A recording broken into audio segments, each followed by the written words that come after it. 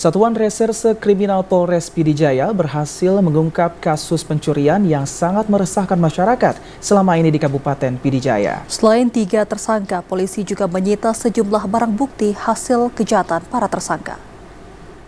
Jajaran Satuan Reserse Kriminal Satreskrim Polres Pd Jaya berhasil meringkuk 3 orang pelaku pencurian.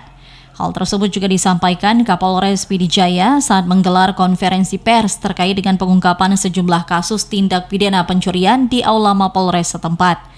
Barang bukti yang diamankan diantaranya sebanyak 6 bal kabel audio, 1 safety belt, 2 bol tali nilon, 34 lem Cina, 1 alat pemanas air, dan 1 unit mesin gerinda, 12 pasang kaos kaki, 1 box kabel listrik, serta 1 plester gipsum. Dari 3 tersangka yang ditangkap, 1 diantaranya merupakan residivis yang ditangkap di Nagan Raya berinisial KB.